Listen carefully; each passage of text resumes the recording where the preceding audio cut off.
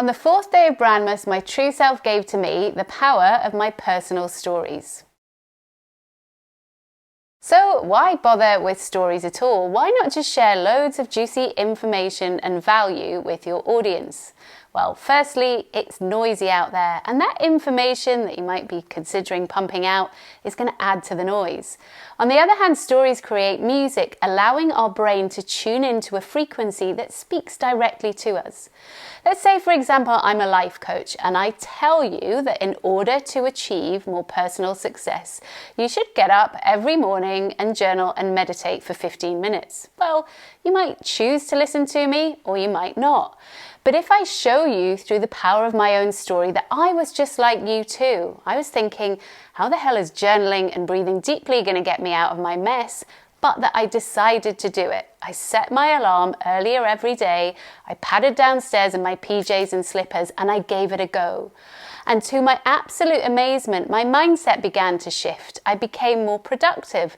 And more to the point, I've made more leaps in my business in 6 months than I have in 6 years. Now I'm way more likely to have your attention. Let's talk about where to find your stories, or as I often hear it described, your story.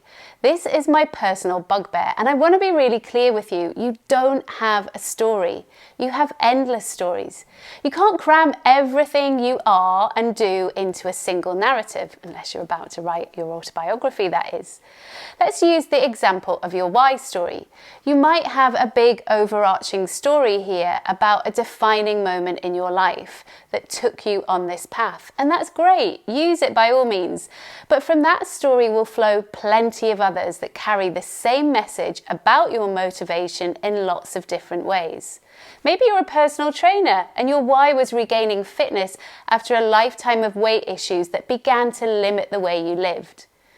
That's your big why, but you could also tell the story of cycling up a mountain in Mallorca, seeing the view, buzzing with endorphins, and knowing that by taking the steps to get fit, your life had opened up with possibilities. What even is a story? Well, without stating the obvious here, a story has a certain shape. It's not a timeline of events. It contains a moment of change and insight, and it has a character, which could be you, your client, or someone else entirely.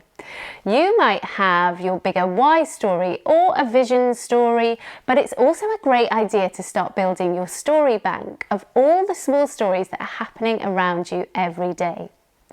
So long as they convey one of your core business messages, you can use them to send emails to your list, do Instagram posts, Facebook videos, whatever. So for example, last month I went to test out my dodgy knee with a run in the South Downs. There I was up in the hills, feeling like I could take on the world, when after 2K, my knee went. I had 5K left to go and I was pretty hacked off. Until I realised that this was an amazing view and I might not be able to run, but I did have more time to enjoy the walk. And that what brings us joy is focusing on what's going well in life rather than focusing on what isn't.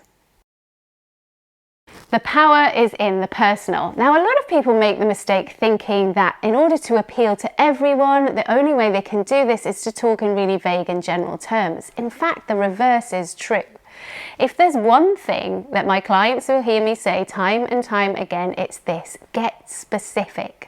Think of your story as a reverse funnel. Start really personal and take it out.